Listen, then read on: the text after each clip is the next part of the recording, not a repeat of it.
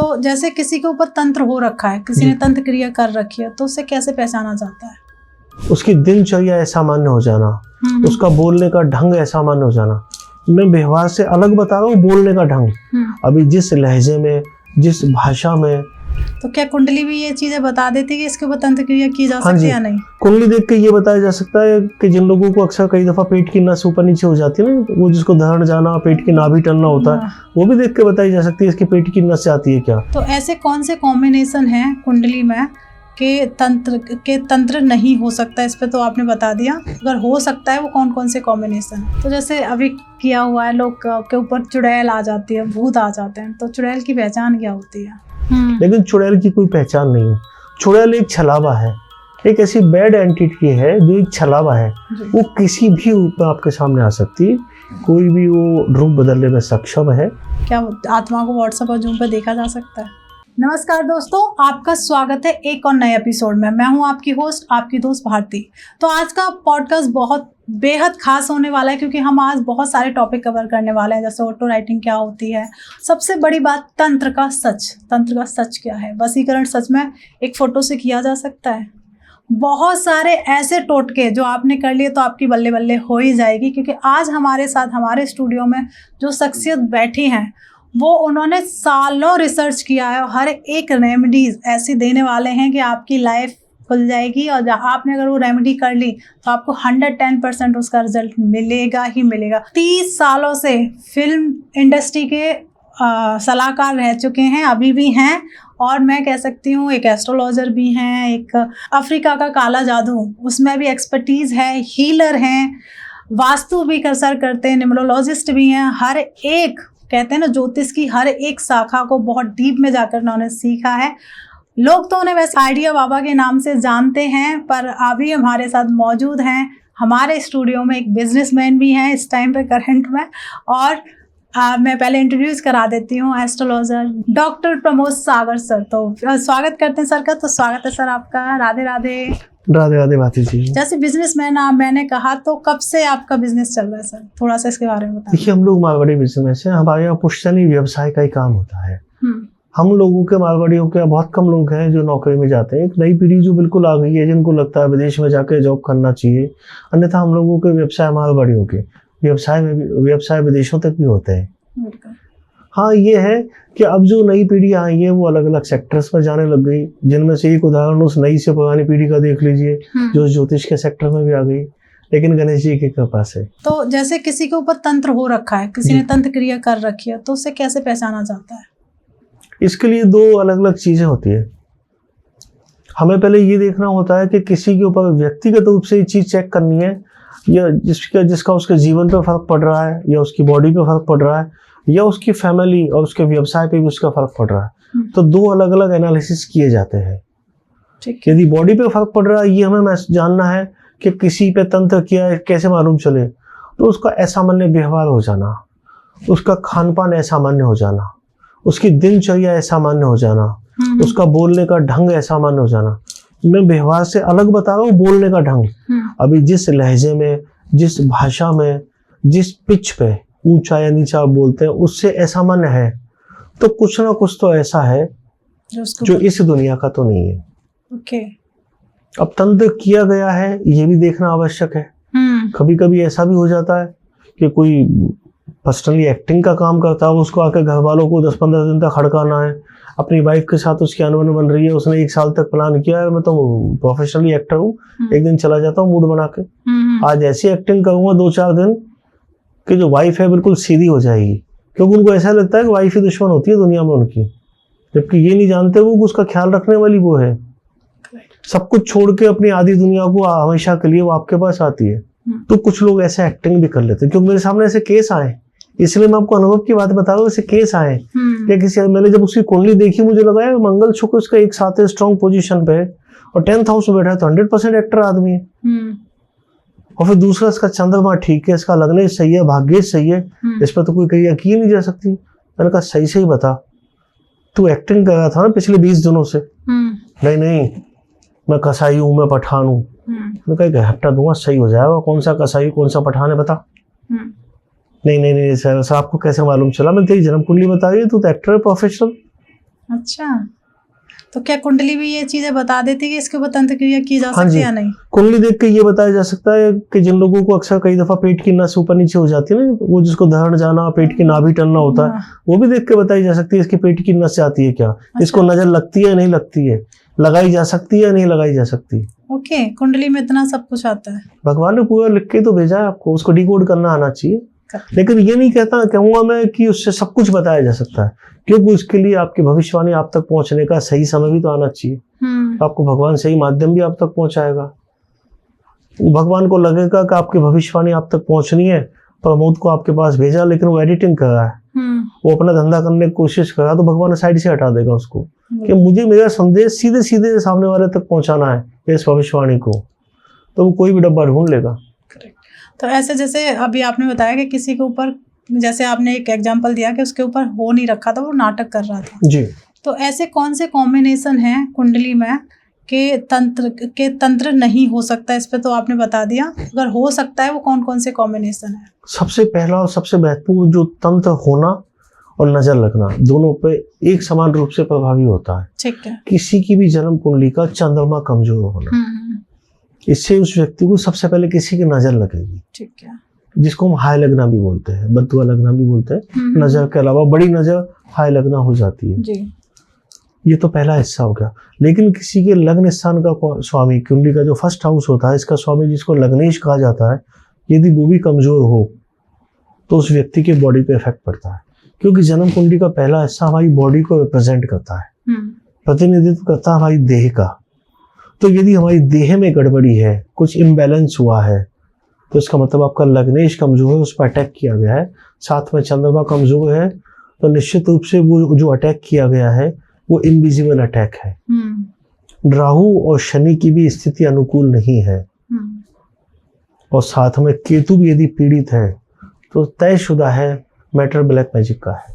तो ये तो इतनी आसान सी चीजें हैं भारती जी, किसी ने ज्योतिष का बेस भी पढ़ लिया तो वो समझ जाएगा और संभल भी जाएगा।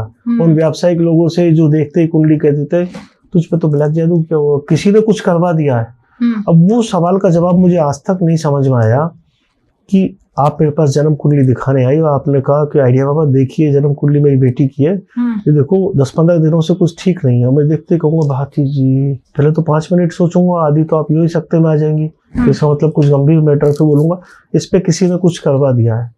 अभी किसी ने तो कौन है और कुछ क्या करवाया है, उस खुद कोई व्यक्ति को नहीं पता, ज्योतिषी को।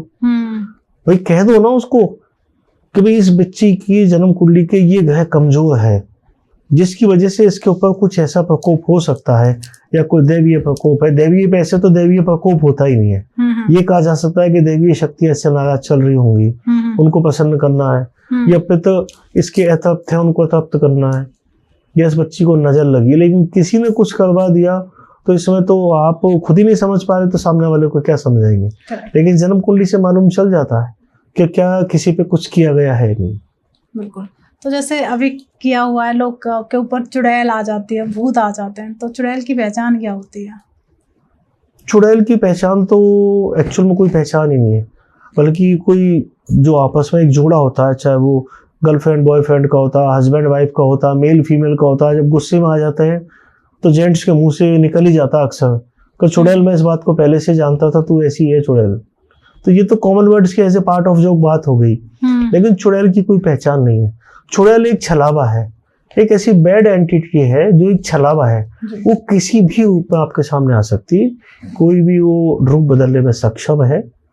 जैसा हम टीवी में देखते हैं, फिल्मों में देखते हैं, या हमने किताबों में पढ़ा है, लोगों से सुना है, कुछ काली कलूटी सी है, पाँव उल्टे होते हैं, उसके लंबे लंबे नाखून या बाल हैं, या दांत निकल रहे हैं, तो मुझे तो आज तक ऐसी कोई नहीं मिली। बैड एंटिटी, बैड एलिमेंट्स बहुत मिले हैं।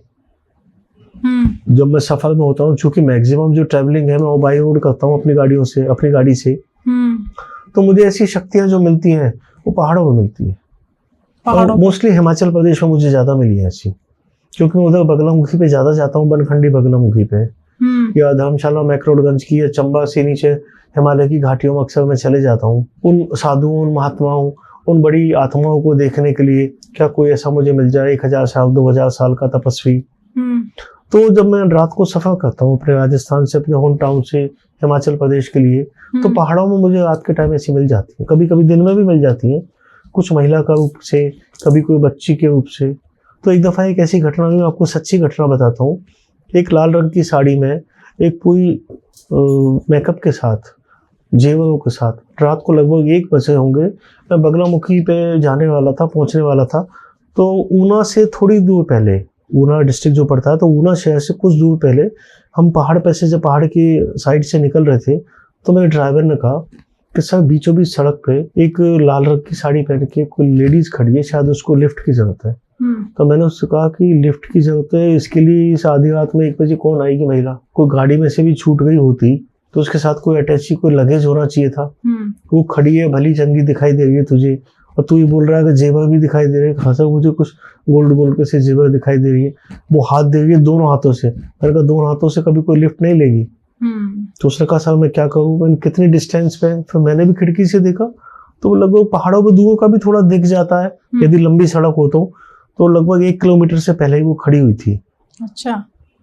और हमारी गाड़ी की रोशनी प्लस आसपास की कुछ इस चंद्रमा की तारों की रोशनी इतनी तो थी कि वो दिखाई दे रही थी।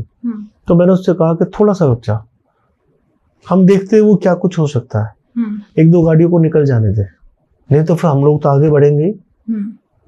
तो इतने में हमारे पीछे से कोई गाड़ी तेजी से निकली। वो लेडीज, वो लड़की एकदम से, वो जो महिला थी जिसने लाल साड़ी की पहनी हुई थी, वो एकदम से सड़क के बीचों बीच आ गई, उस गाड़ी के आगे, और दोनों हाथ उसने यूं फैला दी। वो गाड़ी एकदम से हड़बड़ाई, गाड़ी ने अपना संतुलन खोया और पास की खाई में गिर गई। और इतने होने के बाद, आपने कहा ना चुड़ैल का लक्षण क्या होता है, वो लेडी झट से अपने चारों हाथ पांव से उस पहाड़ पर चढ़ के ऊपर चढ़ती चली गई। अब मुझको मेरे ड्राइवर को उस वक्त भी वही लाल साड़ी में, वही जेवर पहने हुए लेडीज दिखाई दे रही है, लेकिन वो चारों हाथ पांव से चढ़ के उस पहाड़ पे चली गई। अब मैं कैसे कह दूं वो चुड़ैल थी या डायन थी या कोई महिला थी? एक विदुषी महिला तो कह ही नहीं सकते, जिसको एक एक्सीडेंट करवाना था। उसका भेद काफी समय बाद खुला, जब मैं ऑटोमेटिक एक्टिंग कर रहा था। तो कोई एक आत्मा आई थी, तब मैंने उससे, उस दिन की मुझे घटना याद आई, तो मैंने उस विषय में पूछा। मैंने कहा आप जो भी इस वक्त आए हैं, आई हैं, मेरे मन में उत्कंठा, एक सवाल है कि उस दिन एक घटना हुई थी, वो बात क्या थी? तो मुझे मालूम चला, उस आत्मा ने संदेश दिया कि उस गाड़ी में 7 लोग बैठे हुए थे, 2 बच्चे थे, एक ड्राइवर था और बाकी जेंट्स और लेडीज थे। उनकी मृत्यु उसी क्षण आनी थी, लेकिन कोई ऐसा मैटर नहीं था, कोई ऐसी घटना उस वक्त पर तक सामने नहीं थी जिसकी वजह से उनकी मृत्यु एक साथ हो, और गाड़ी में ही होनी थी। तो चूंकि विधि का विधान मृत्यु का लिखा हुआ था, तो उसका कारण ऐसा बनाया गया उस सृष्टि के रचयिता ने, या जो भी सुप्रीम पावर है, जिसको कोई भी नाम दिया जाए, कि एकदम से कोई ऐसी काली शक्ति, कोई भी बैड एंटिटी आएगी और उनका एक्सीडेंट होगा, उस हिसाब से उनकी गाड़ी पलटेगी, खाई में जाएगी और सबकी मृत्यु हो जाएगी। सबकी मृत्यु हो चुकी है। और उस आत्मा ने कहा कि आप पुराने उस जगह पे जाइएगा, और उस दिन की घटना के लिए, चूंकि उस घटना को 1 साल हो चुका था, कि आप जब भी वहां जाते हैं तो आसपास के लोगों से मालूमात कीजिएगा। तो मैं वहां गया कुछ दिनों बाद बगलामुखी, तो ठीक उसी पॉइंट पे आके, ऊना के पास आके मैंने कुछ लोगों से मालूमात की। तो लगभग 3-4 घंटे की खोजबीन के बाद मालूम चला कि साहब उस गाड़ी में 7 डेड बॉडी निकली थी, और उसमें 2 बच्चे थे, 3 लेडीज थी और बाकी जेंट्स थे। तो ये बात तो तब मालूम चल गई थी ना मुझे कुछ दिनों पहले उस आत्मा के संदेश से, कि 7 लोग थे और 2 उसमें बच्चे थे, और ये बात वहां साबित भी हो गई। तो इस बात से ये एहसास तो, ये तो सच माना जा सकता है कि एक तो मृत्यु तय है, स्थान आपका तय है, समय तय है, और उसका कारण भी तय है। तो फिर भय कैसा? सही बात है एकदम। तो जैसे अभी आपने बताया, आजकल ना हर एक काम, चाहे एस्ट्रोलॉजर हैं, डॉक्टर हैं, आजकल ना ऑनलाइन सारी चीज़ें होने लगी हैं। तो आपके पास कोई ऐसे भी क्लाइंट आते हैं जो मतलब दिखाएं कि इसके ऊपर आत्मा है, जूम पर या फिर व्हाट्सएप पे द्वारा? क्या आत्मा को व्हाट्सएप और जूम पर देखा जा सकता है? आत्माओं को व्हाट्सएप पे जूम पे देखा जाना संभव नहीं है। आत्माओं को व्हाट्सएप में जूम से अलग हटके कुछ ऐसे इक्विपमेंट आजकल चल गए हैं जिनमें सेंसर लगे होते हैं। अच्छा। चूंकि वो भी एनर्जी लेवल को सेंस करते हैं, और ये भी एनर्जी होती है, जिनको EMF बोलते हैं, इलेक्ट्रोमैग्निफाइंग जो होता है, जो चेक करने वाले होते हैं, ऐसे जो डिटेक्टर होते हैं, उन डिटेक्टर से मालूम चल जाता है जैसे सुई हिलती है कि आसपास कोई एनर्जी है क्या। अच्छा। लेकिन व्हाट्सएप और जूम पे देखा नहीं जा सकता।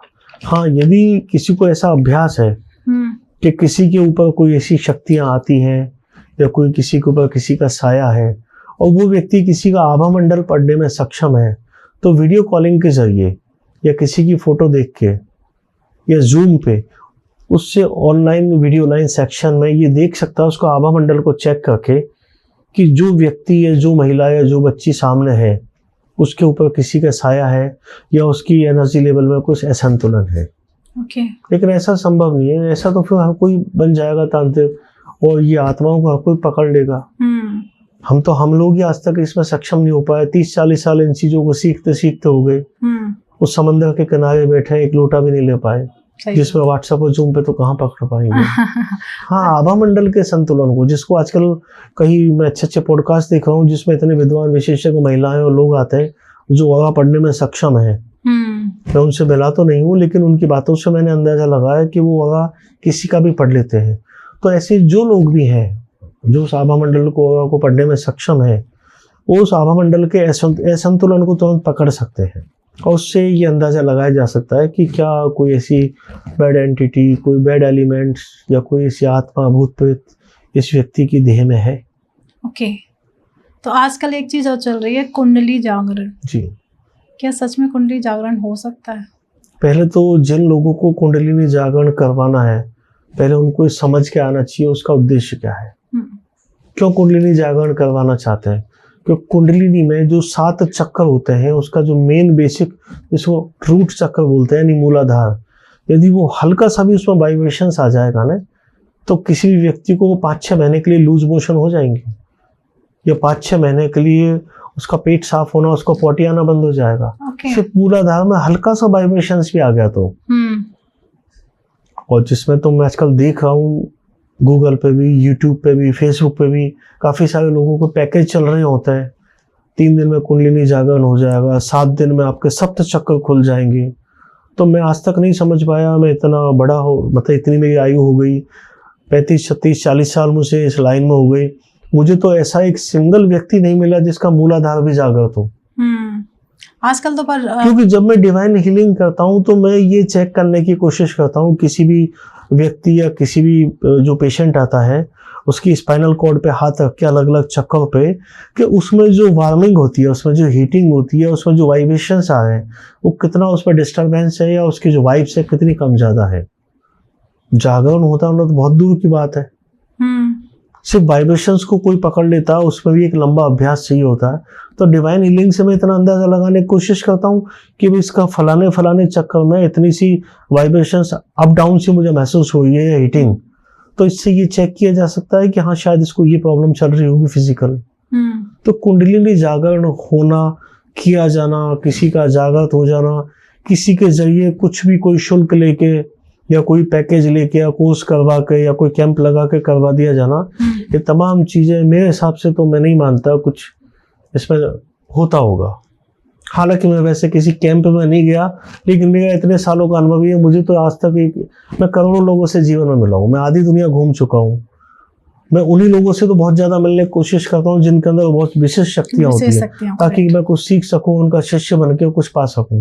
तो मुझे तो कोई मूलाधार जागृत हुआ व्यक्ति नहीं मिला आज तक 40 साल में, और जिसमें 3-3 और 7-7 दिन के पैकेज में किसी की कुंडलिनी जागृत हुई है। तो काश मुझे विद्या मिल जाए, तो हम तो हमारे बड़ी बिजनेसमैन है, तमाम धंधे में बंद कर दूंगा अपने, मैं यही चालू कर दूंगा, बहुत बढ़िया पैकेज देके लोगों को कुंडली जागरण, लाखों रुपए करोड़ों रुपए लूंगा और घर बैठे कमाऊंगा। सही बात है। तो आजकल एक चीज और है सर, जैसे ध्यान, जब हम ध्यान मुद्रा में बैठे होते हैं तो कहीं ना कहीं शरीर एकदम कंपन में आ जाता है, तो क्यों आता है सर?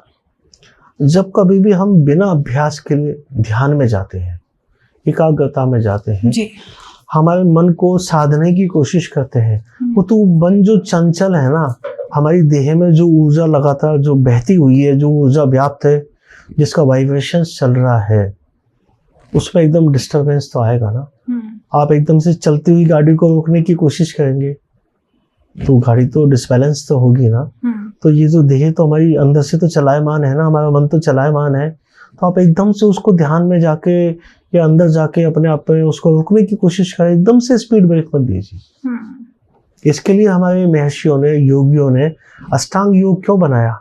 यम, नियम, ध्यान, धारणा, समाधि। ध्यान तो बहुत बाद में आया, पहले यम नियम का तो पालन कर लीजिए। पहले थोड़ा बहुत योग, थोड़ा बहुत खान पान का संतुलन, थोड़ा सा नीति धोती वास्ती, कि इससे आपकी देह इतनी अभ्यस्त हो जाए कि जब आप ध्यान में जाने का कोशिश करें तो उस ऊर्जा पे इतना तो नियंत्रण कर लें कि एकदम से आपने स्पीड का ब्रेक किया और गाड़ी झटका ना खाए। तो वो जो कंपन होता है ना, हम झटके से ध्यान करने की कोशिश करते हैं एकदम से, कि हमने कहीं टीवी पे देख लिया, कोई पॉडकास्ट में, कोई यूट्यूब पे वीडियो देख लिया, या किसी ध्यानी के बारे में सुन लिया। हम सोचते हैं बस 3-4-5 दिन का पैकेज लेके या 3-4-5 दिन की क्रिया में हम भी ध्यानी हो जाते हैं। पहले आप ये तो देखिए, अब जो आपकी जो दिनचर्या थी, सुबह 8 to 6, सुबह 8 से 6 की, 9 से 6 की, 10 से 5 की, वो तो इतनी चलायमान हुई है, आपका मन तो 24 घंटे चलायमान है। पहले उसको संतुलित एकाग्र कीजिए, फिर इस गाड़ी पे हौली हौली ब्रेक लगाइए। एकदम से ब्रेक लगाएंगे और गाड़ी चल रही 200 की स्पीड पे, और वो पिछले 10 साल से, तो गाड़ी तो झटका खा के पलट जाएगी। करेक्ट। तो ये जो कंपन होता है, ये दरअसल इस बात को सत्यापित करता है कि आपकी देह, आपका मन, आपका भी अंदर से चलायमान है।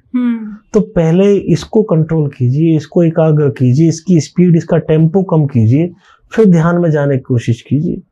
ध्यान तो आपको समाधि की ओर ले जाएगा, तो उससे पहले अपने अंदर धारणा तो धारणित कीजिए कि हाँ, मुझे ध्यान की ओर जाना और ध्यान से समाधि की ओर जाना है, तो पहले मैं उसके लायक अपनी बॉडी को बना लूँ। इसलिए अच्छा, एक खास बात मैं आपको यहाँ बताना चाहूंगा जी। ध्यान का मतलब ये भी नहीं होता है कि आप अपने आंख बंद की आलती पालती मार के बैठ जाएंगे। इसका मतलब मूल रूप से अवेयरनेस और कॉन्शियसनेस होता है। ओके। कि हम इसके प्रति जागरूक हों कि हमारे अंदर जो है वो कौन है, उसको समझूं, उसके प्रति जागरूक हो जाऊं।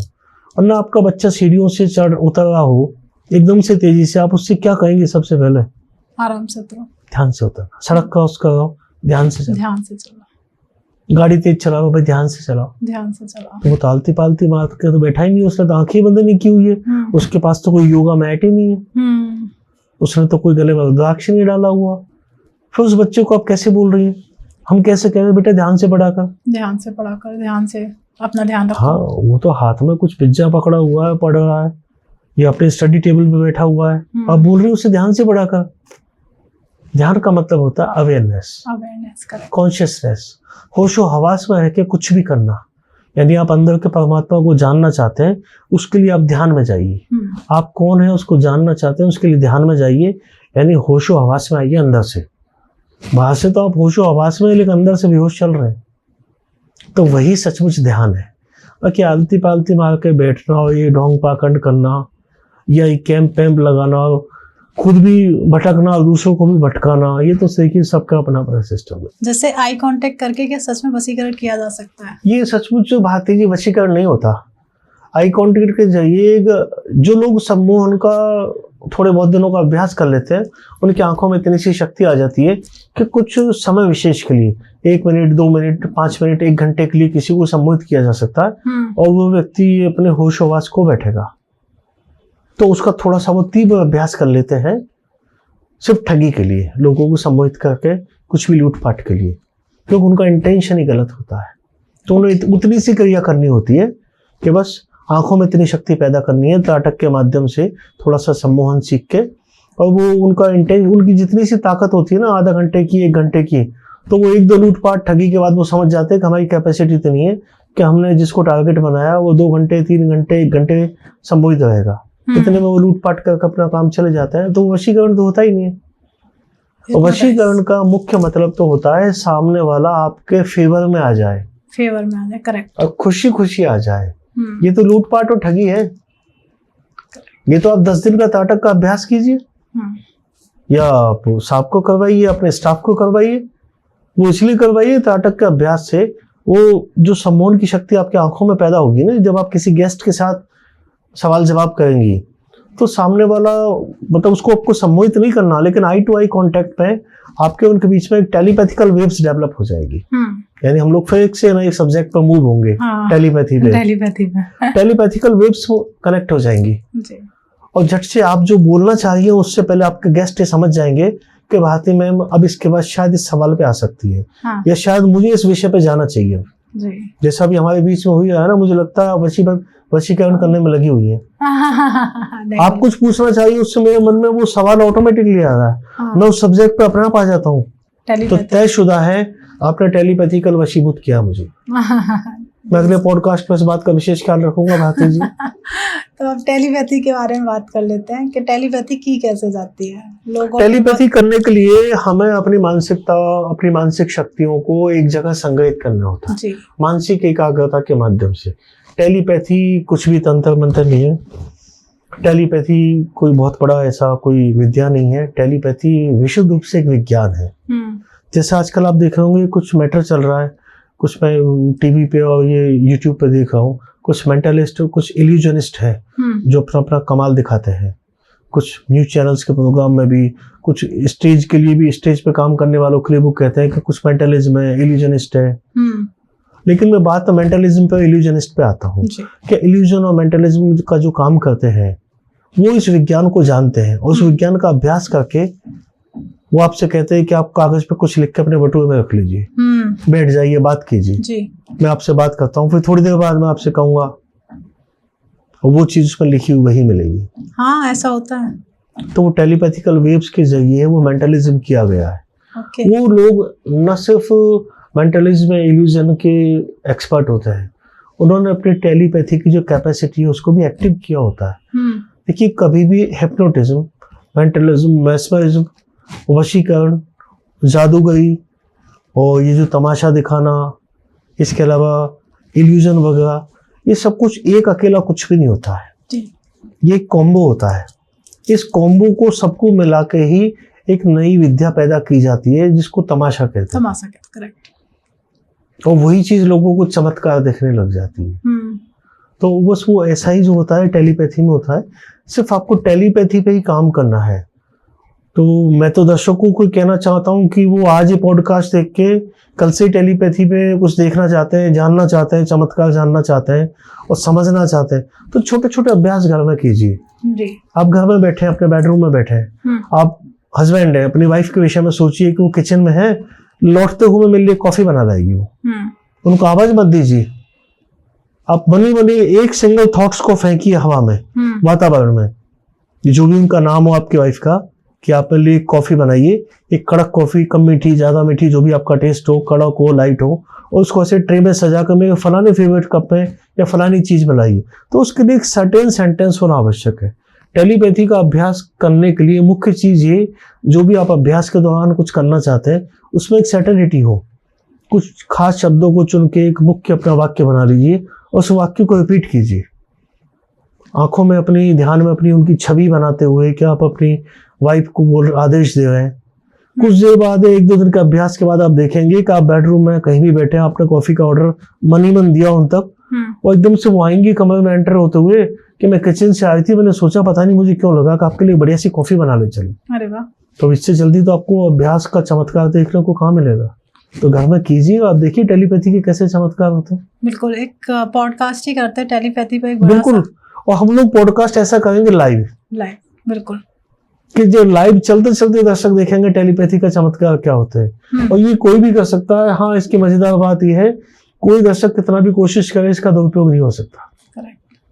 टेलीपैथी एक क्या है कि आपने यहाँ से मोबाइल पे नंबर डायल किया तो सही नंबर डायल हुआ, तो आइडिया बाबा ने भारती जी के मोबाइल पे डायल किया तो सही नंबर डायल करते उधर से कौन बोलेगा? भारती जी बोलेंगे, राधे राधे, कैसे हैं आप जी। तो यानी आपने टेलीपैथी सही अभ्यास किया है। ये वास्तव में दूर संचार के लिए, कनेक्टिविटी के लिए एक माध्यम है। दूर बैठे हुए व्यक्ति को आपने कनेक्शन बनाया बिना किसी इक्विपमेंट के, सिर्फ मानसिकता से। तो पुराने जमाने में लोगों से कनेक्शन ऐसे बनाया जाता था, वैसे कोई ऐसे टेलीफोन, मोबाइल के इक्विपमेंट नहीं होते थे। तो टेलीपैथी एकमात्र माध्यम होती थी जो दूर गए व्यक्ति या दूर बैठे व्यक्ति तक अपने संदेश पहुंचाना, उसके संदेश ग्रहण करना। तो उस जमाने का, उन युगों से पहले की कोई बहुत बड़ा युग हुआ होगा, मुझे भी नहीं पता वो सतयुग से पहले का कौन सा युग हुआ होगा, क्योंकि सतयुग में तो ये चीज आम हो चुकी थी। तो सतयुग से पहले कुछ तो था, चाहे शायद वो सृष्टि का, वो रचना का काल हो, सृष्टि की उत्पत्ति का काल हो। तो जो भी सृष्टि का जो सृजन करता रहा होगा, उसने टेलीपैथी को इस माध्यम के लिए बनाया। कि बिल्कुल लोग कैसे, अगला जो युग आएगा, पहला युग, लोग कैसे एक दूसरे तक संप्रेषण के लिए कांटेक्ट करेंगे। तो बिल्कुल हम एक नया पॉडकास्ट करेंगे, क्योंकि एक बड़ा सब्जेक्ट है और मैं नहीं चाहती कि इसके साथ थोड़ा सा भी हम छेड़छाड़ करें। तो बात है जी, आपको ये बात तो समझ में आ गई होगी ना कि टेलीपैथी कोई चमत्कारिक विद्या नहीं है, ये वाइब्रेशंस है मेरे। वाइब्रेशन से विशुद्ध विज्ञान है। आप अपने संदेश को अपनी मानसिक एकाग्रता से किसी की एक छवि विशेष को अपने दिमाग में लेते हुए आप पॉजिटिव संदेश उस तक पहुंचाना चाहिए। ऐसा नहीं है कि आप यहाँ अपने मन में सोच लेंगे आप मोदी जी तक मैसेज पहुंचा दें कि मोदी जी अगली बार जो बजट होगा इसमें आप गैस सिलेंडर का दाम जो है 10 रुपए कर दीजिएगा, और ये मैं आपको टेलीपैथी के माध्यम से आपके दिमाग में संदेश पहुंचाई हूँ, तो ऐसा तो संभव नहीं होगा। बिल्कुल छोटे छोटे संदेशों के माध्यम से आप अपने दैनिक जीवन में ऐसे चमत्कार देख सकते हैं। बिल्कुल, और लोग करें, जैसे सर ने बताया कि आप क्या क्या चमत्कार देखना चाहते हैं तो टेलीपैथी करना शुरू कर दें। हाँ, आज जिनको टेलीपैथी सीखनी है, टेलीपैथी का अभ्यास करना, कुछ समझ में नहीं आएगा, इस पॉडकास्ट पर कमेंट कीजिए। इस पॉडकास्ट के डिस्क्रिप्शन में हमारे कांटेक्ट के जो भी जरिए, जो भी माध्यम दिए जाएंगे, उनके जरिए उन तक ये भारती जी वहां तक पहुंचाएंगे मैसेज, और हम आपको जवाब देंगे कि कैसे टेलीपैथी का अभ्यास किया जा सकता है। तो जैसे अफ्रीकी काला जादू की मैंने बहुत चर्चा सुनी है, और मुझे जहाँ तक पता है कि आपने इसमें भी एक्सपर्टीज ले रखी है, तो इसके बारे में थोड़ा सा आप मुझे बताएं। भारती जी, जैसे कुछ लोग कहते हैं, जैसा मैंने पिछले 15-20 सालों में देखा, तो मैंने ये पाया कि हिंदुस्तान में अफ्रीकी काला जादू के विषय में एक तो लोगों को एक भ्रांति है कि it is a matter of black magic of dolls, यानी कि ऐसा काला जादू है किसी गुड़िया डॉल के जरिए किया जाता है। और मैं हिंदुस्तान में, दुनिया की तो बहुत बाद में बात करूं, हिंदुस्तान में जितने भी अपने अपने क्षेत्र के विशेषज्ञों से मिला, वो सब लोग अफ्रीकी काला जादू के विषय में सुना तो है, लेकिन बात कोई नहीं करना चाहता, क्योंकि उनके दिमाग में ऐसा लगा उन्हें कि काला जादू की हम बात करेंगे, कहीं ऐसा तो इमेज नहीं हो जाएगी कि कुछ मारण का मैटर है, कुछ गलत काम करने का है। लेकिन मैं अपने अनुभव की बात कहता हूँ। 1996 में मैं साउथ अफ्रीका गया था, और केन्या के पास एक आदिवासी कबीले हैं, तो वहाँ पे जाकर मैं काला जादू सीख के आया था।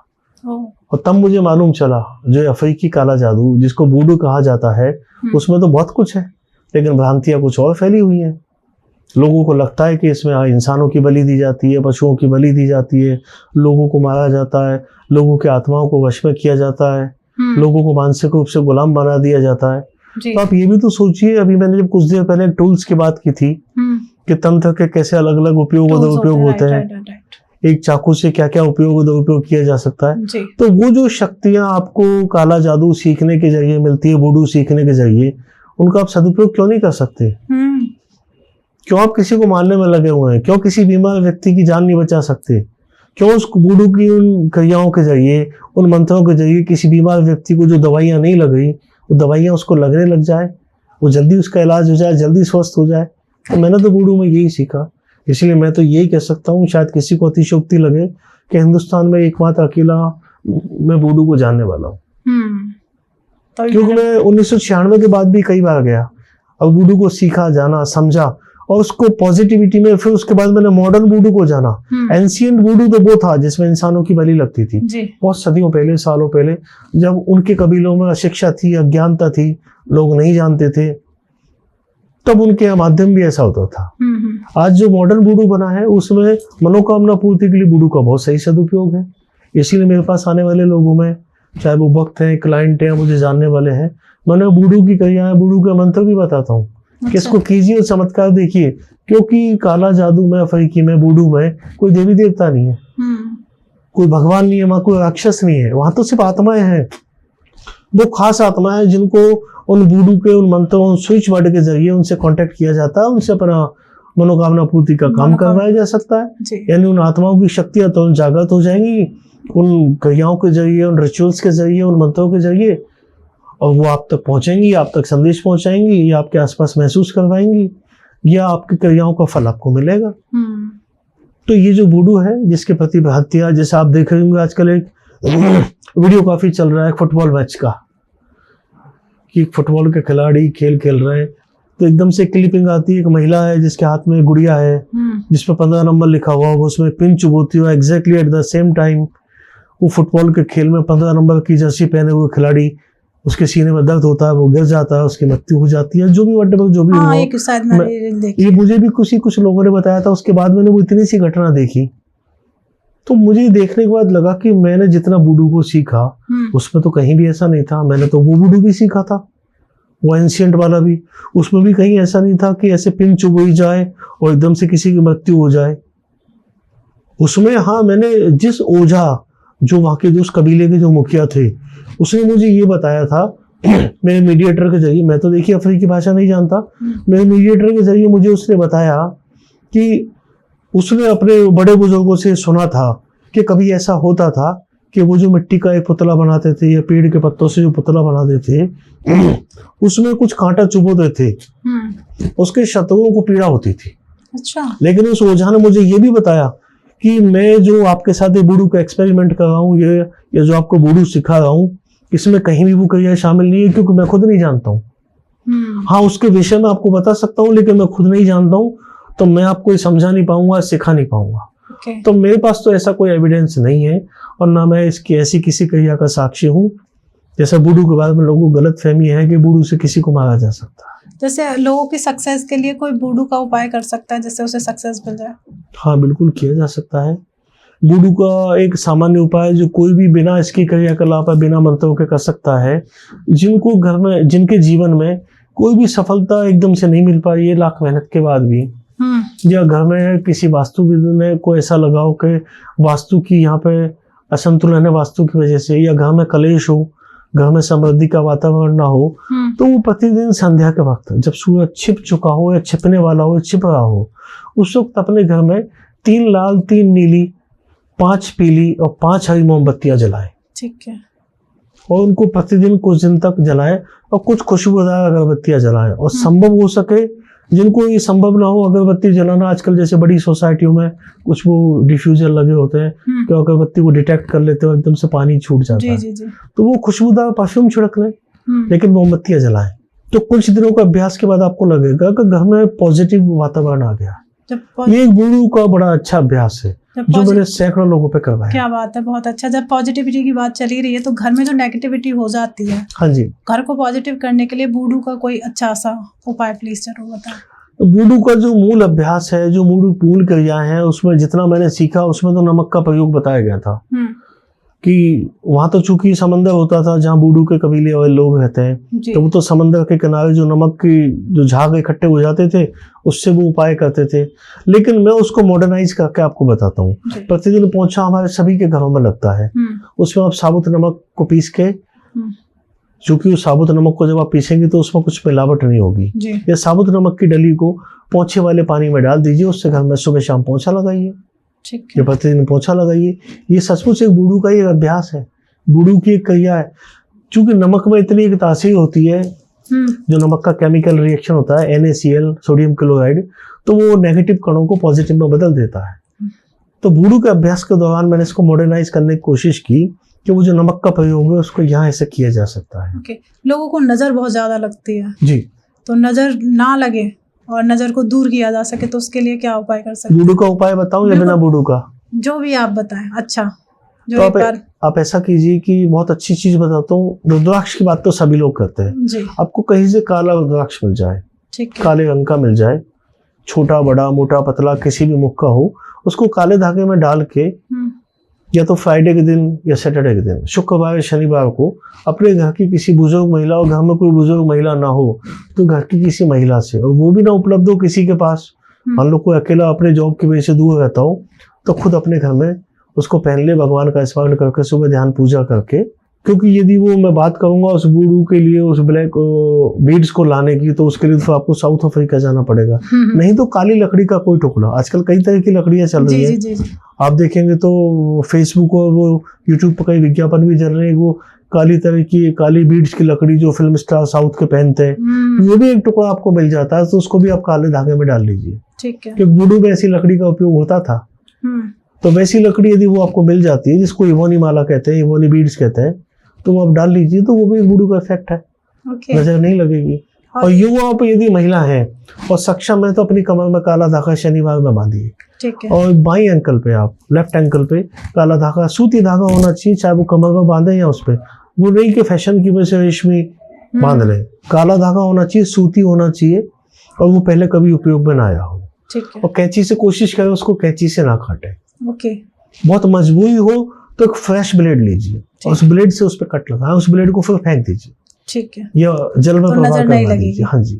तो अब लोगों को एक और रहता है, लोगों को पैसा बहुत चाहिए। जी, सब कुछ चाहिए, मुझे भी चाहिए। और हम तो मारवाड़ी, हमें तो सबसे ज्यादा चाहिए, हमारा तो उद्देश्य ही होता है पैसा कमाना। तो पैसे के लिए कौन सी रेमेडीज कर सकते हैं? तो बात जब धन की आती है तो धन के लिए धन से पहले मन होना आवश्यक है। करेक्ट। अब मन से एकाग्र होइए कि आपको जितना धन चाहिए वो आपके पास धन कैसे आ सकता है, कहाँ से आ सकता है। यदि आप धार्मिक है तो आपकी इच्छा यही होगी, आपकी कामना यही होगी, भगवान आपको धन दे दे। करेक्ट। वास्तव में भगवान धन देने के लिए आपके आसपास स्थितियां बना सकता है। भगवान धन देने खुद थोड़ी आएगा। हाँ, कुछ जो हम जब बात करते हैं, जैसा आपने अभी पूछा था कि क्या ऐसे उपाय हो सकते हैं, कौन सा ऐसा उपाय होता है, तो इंस्टेंट रेमेडी के तौर पे जो मैं भी बहुत सारे लोगों को डेली की डेली करवाता हूँ, लगभग प्रतिदिन के 30-40 मैसेज तो मेरे व्हाट्सएप से लोगों को जाते जाते जो मुझसे धन का सवाल पूछते हैं कि एक बे लीफ लीजिए, घर में तेज पत्ते का सबके होता है, घर में जो घर मसाला खाते हैं सबके घर में तेज पत्ता होगा। तो फ्राइडे को या थर्सडे को, यानी बृहस्पतिवार शुक्रवार कोई उपाय स्टार्ट किया जाना चाहिए। प्रतिदिन तो आप कितने दिन तक कर सकते हैं। साबुत एक तेज पत्ते का टुकड़ा हो, तेज पत्ता हो, और उस पर दाहिने हाथ की पहली उंगली से गुलाब का या मोगरे का या चंदन का कोई एक इत्र लगाइए।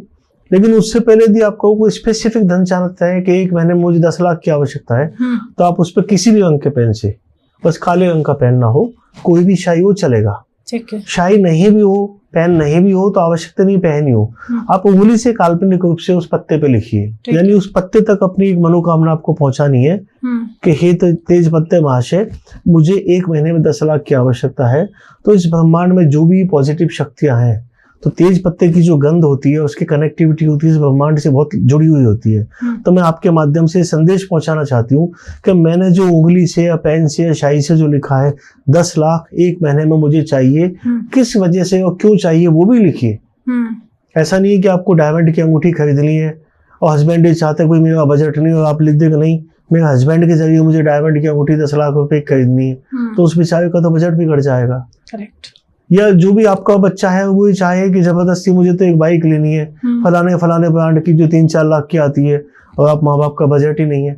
सही उद्देश्य हो तो आप उस पर लिखिए, चाहे उंगली से, पेन से, शाही से लिखती है तो काली ना हो। काली शाही सकारात्मक कामों के लिए नहीं ली जाती जी। या तो नेगेटिविटी को रिमूव करने के लिए जाती है, नेगेटिव काम करने के लिए जी।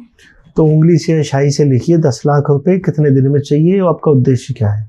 ये करने के बाद आप उस पर उंगली से इत्र लगाइए। जब वो सूख जाती है शाही तो उस पर उंगली से इत्र लगाइए, 7 दफा सीधा और 7 दफा उल्टा। ये उल्टे सीधे का सिर्फ मतलब ये अच्छे से रगड़ दीजिए 7 दफा, ठीक है, जिससे उस पत्ते पे सही ढंग से आ जाए। अब उस पत्ते को आप मोड़िए, और मोड़ने से पहले भी आप बहुत जल्दी चाहती है कि उपाय और शक्तिशाली बन जाए, तो थोड़ा सा सिनेमन पाउडर यानी दालचीनी का पाउडर उस पर डाल दीजिए, जो आपने सेंट लगाया उसके ऊपर। अब इस पत्ते को मोड़ के और उस पत्ते को आग लगाइए। ठीक है। घर की दहलीज से बाहर भी लगा सकती है, घर की छत पे भी और न घर में भी। ठीक है। आज जब आप अग्नि लगाने का कोई माध्यम ना हो तो उसको चिमटे से पकड़ के गैस चूल्हे के पास ले जाइए और गैस ऑन कर दीजिए। वो काला हो जाएगा, जल जाएगा, उसको एक प्लेट में रख लीजिए, वो ऐश बन जाएगी, राख बन जाएगी। अब उसको आप घर में उड़ा सकती है फूंक से तो ठीक है, लेकिन कोशिश कीजिए खुले में फूंक दे के उड़ा दीजिए। ठीक है। तो वो जो राख के रूप में आपकी मनोकामना, आपकी इच्छा, आपकी आकांक्षा हवा में उड़ जाएगी। ब्रह्मांड में जो भी वो धन से संबंधित ऊर्जा है उन तक पहुंच जाएगी। ऐसा मेरा अपना अनुभव है जी। तो मैं तो अनुभव के आधार पर बताता हूँ कि मैं ये गारंटी तो नहीं लूंगा कि वो एक महीने में 10 लाख आ जाएंगे, लेकिन ऐसा उपाय आपने लगातार कुछ दिनों तक किया तो धन तो आएगा।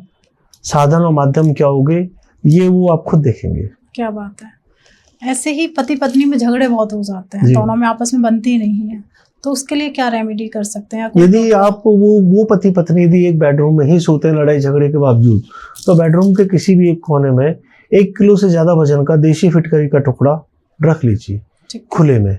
आजकल तो वैसे ही जैसे रॉक सॉल्ट के लैंप भी आ रहे हैं, वो लैंप लगाने भर से भी फायदा होता है, लेकिन उन्हें जलाइए मत। लोग गलतियां कर लेते हैं जलाने की।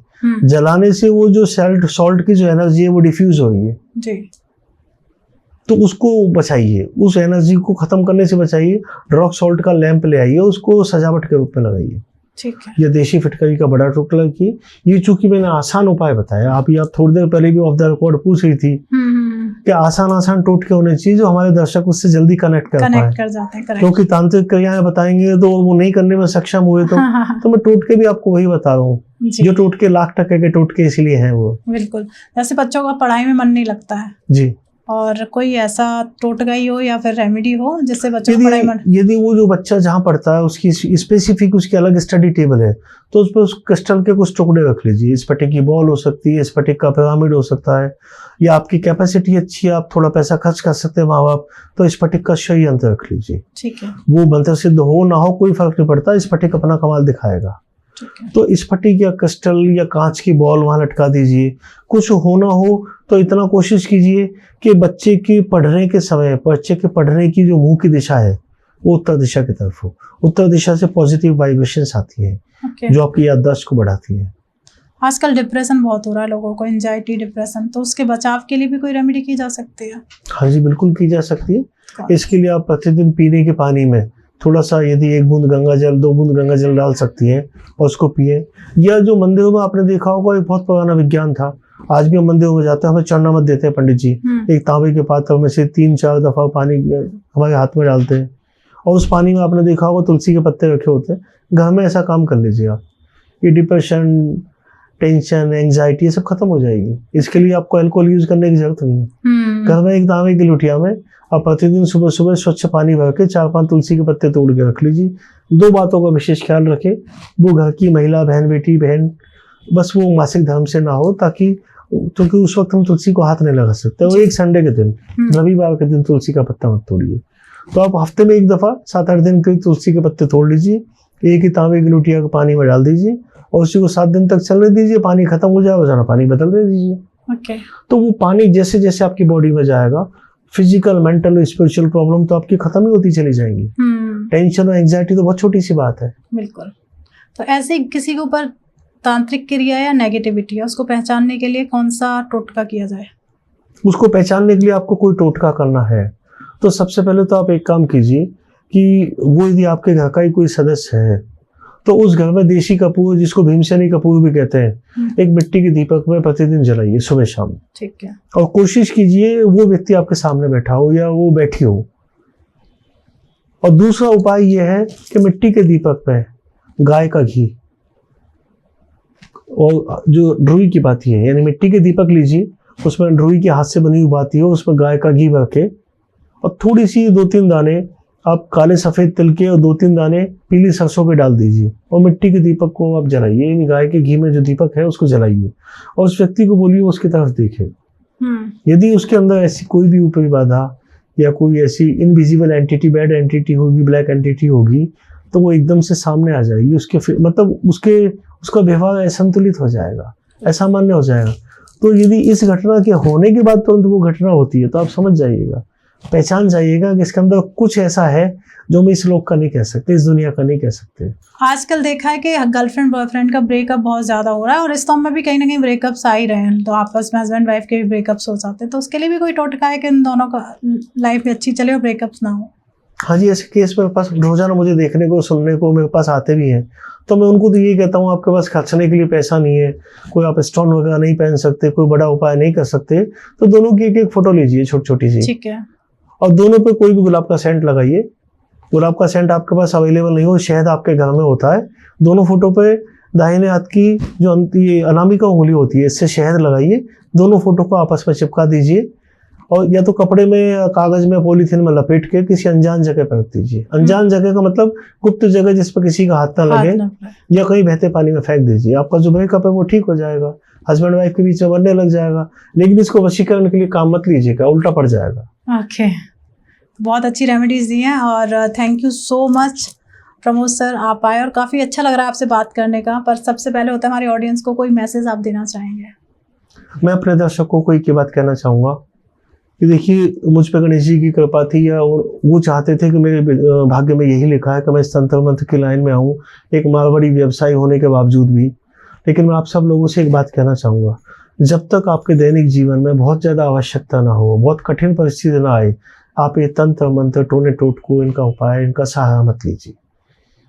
भगवान ने आपको हाथ पांव स्वस्थ मस्तिष्क दिया है, अपना जीवन जिए, अच्छे से काम कीजिए और भगवान को अपना काम करने दीजिए।